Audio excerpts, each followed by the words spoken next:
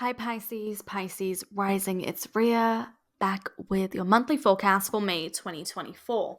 So, May, a new energy arising. We're going to have Jupiter, the planet of abundance and expansion, changing signs, moving into the sign of Gemini, and it's going to be impacting everyone, including you.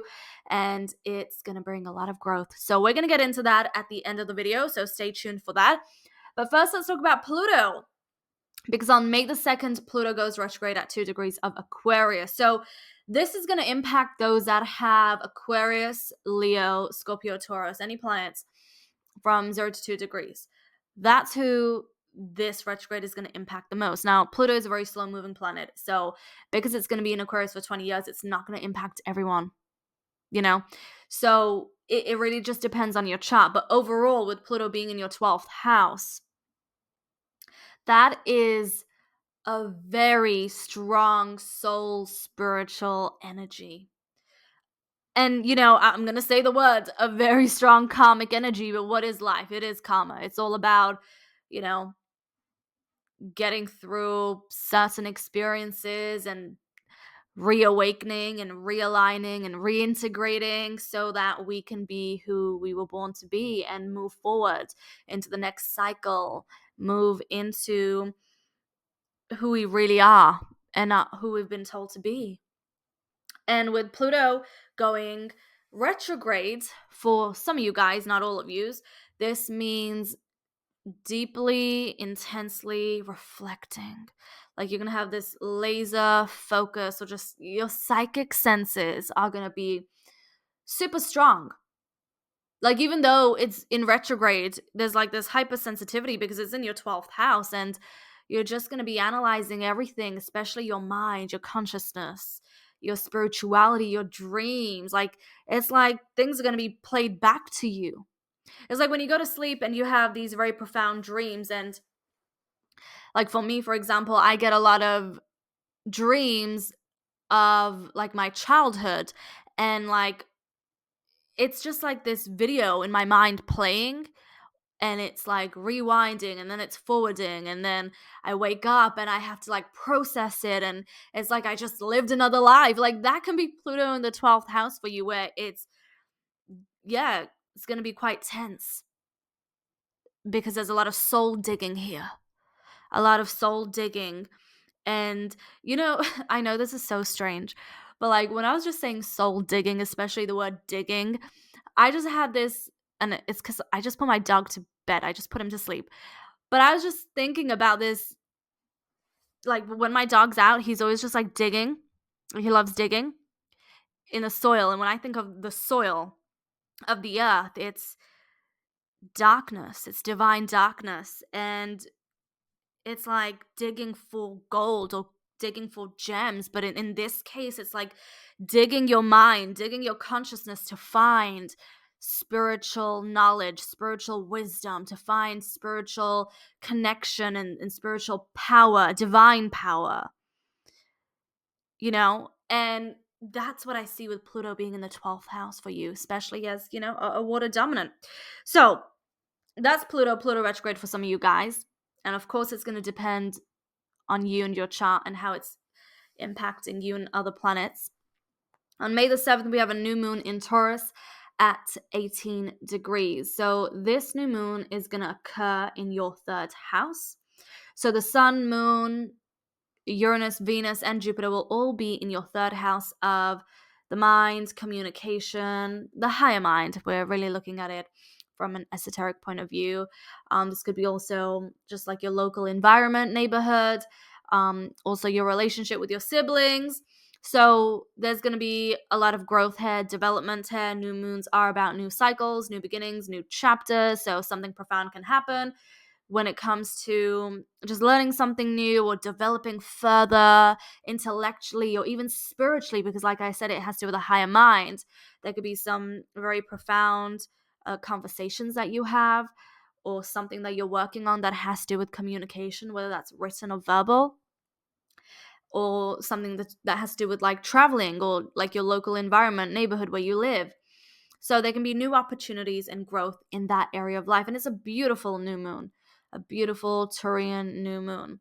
On May the 15th, we have Mercury that will also move into your third house in the sign of Taurus. So again, this is emphasizing on learning and communication and traveling. Great time if you're working on a project that involves words, that involves analyzing, or what that involves like ideas and thinking outside of the box. Like, that's going to be great for you because the third house is a very intellectual, but also it's the house that's ruled by Gemini, so it's all about ideas and thinking outside of the box as well, and flowing with the inspiration that comes through. Because if we're looking at this esoterically, it's the higher mind, it's a crown chakra.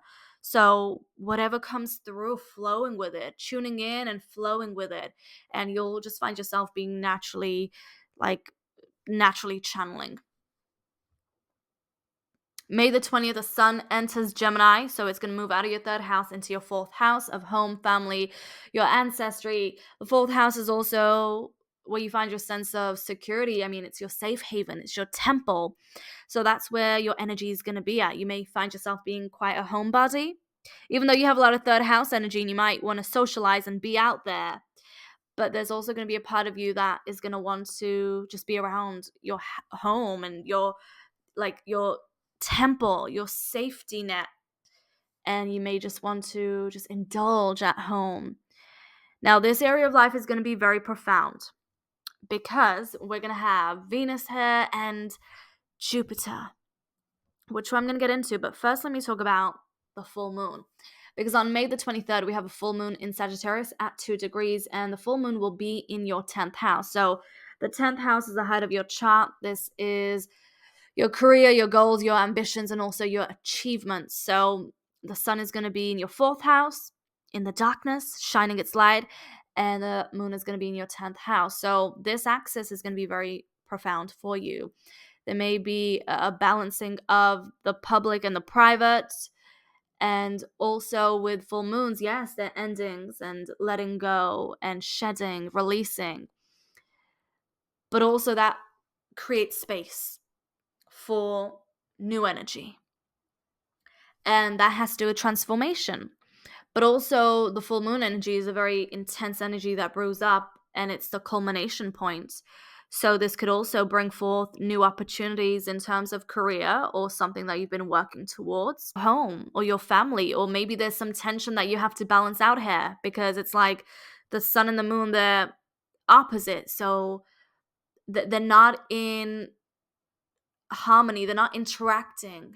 Like your emotional needs and your ego or your willpower, that they're not in harmony. So that may be something that you have to take a look at and balance to find your equilibrium.